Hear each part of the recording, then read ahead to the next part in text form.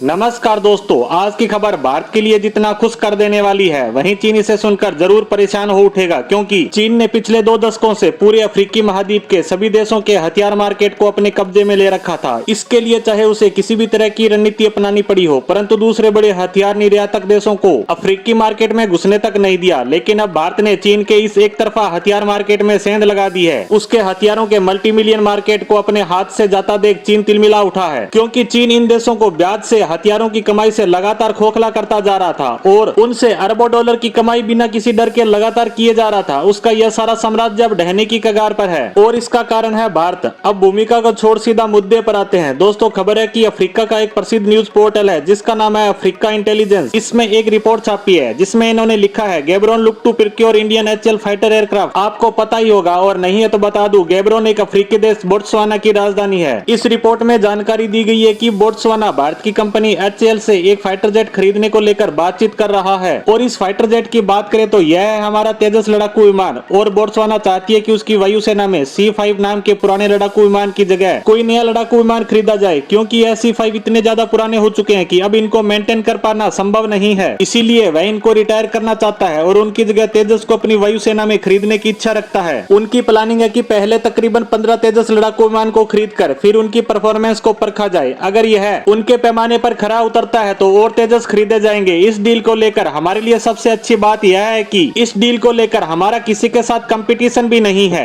क्योंकि लड़ाकू विमान खरीदने के लिए बोत्सवाना सबसे पहले दक्षिण कोरिया की कंपनी के पास गया था। वह FA-50 पर डील करना चाहता था, लेकिन वहां जाकर बोत्सवाना को पता चला कि यह उनकी जरूरतों के हिसाब का लड़ाकू विमान नहीं है। तो इन्होंने वहां से रुख किया स्वीडन की कंपनी की ओर, जहां ये ग्रिपिन नाम के फाइटर जेट को खरीदने की इच्छा लेकर गए। वहां जाकर इसकी कीमत का पता चलता है, जो इतनी ज्यादा है कि यह इनके बस का नहीं रहा। इसी कारण स्वीडिश एयरक्राफ्ट भी इस रेस से बाहर हो गया। वहीं अमेरिका व रूस की कंपनियों के लड़ाकू विमान की बात करें तो यह भी इतने महंगे हैं कि इनकी पहुंच से बाहर है। इनके लड़ाकू विमान तो 50-60 बिलियन डॉलर से कम के हैं ही नहीं, तो इनके पास तो जाने का सवाल ही नहीं उठता। इसी कारण इन्होंने अपने बजट के हिसाब से 2 फाइटर जेट अपनी लिस्ट में फाइनल किए, जिनमें पहला चीन पाकिस्तान का JF-17 व दूसरा भारत का तेजस लड़ाकू विमान। लेकिन अफ्रीकी इंटेलिजेंस की रिपोर्ट में दावा किया गया है कि बोत्सवाना JF-17 की परफॉर्मेंस से संतुष्ट नहीं है, क्योंकि आज तक इसे जिन भी देशों को बेचा गया है वे सब इसको लेकर किसी न किसी समस्या से जूझते ही रहते हैं। इसलिए इनके पास और कोई ऑप्शन नहीं बचता हमारे तेजस लड़ाकू विमान के अलावा, और इसके लिए इन्हें JF-17 से ज्यादा कीमत भी नहीं चुकानी पड़ेगी। फिलहाल बताया जा रहा है कि इस डील को लेकर अब तक की बातचीत सकारात्मक ही रही है। भारतीय कंपनी HCL के साथ बोत्सवाना का रक्षा विभाग बातचीत कर रहा है। बताया जा रहा है कि आने वाले दिनों में अगर यह बातचीत सफल रहती है तो इसके बाद इनकी बात भारत सरकार से होगी, ताकि इस डील को फाइनल किया जा सके। यानी हम यह कह सकते हैं कि बोत्सवाना भारत के तेजस लड़ाकू विमान का अगला खरीदार बनने जा रहा है। यह खबर भारत के लिए जितनी ज्यादा शानदार है, वहीं चीन के लिए उतनी ही डराने वाली, क्योंकि अब तक कोई भी अफ्रीकी देश अपने हथियार तो क्या, उसमें लगने वाला छोटा सा पार्ट्स भी चीन से ही खरीदता आ रहा था। लेकिन अब यह परिपाटी बदलने जा रही है, और अगर हमारा तेजस अफ्रीकी देशों में जाता है तो इसके बाद उम्मीद है कि कई और देश इसमें दिलचस्पी दिखाएंगे। बोत्सवाना व भारत की इस डील को लेकर हमारी आज की पोस्ट को यहीं समाप्त करते हैं। धन्यवाद।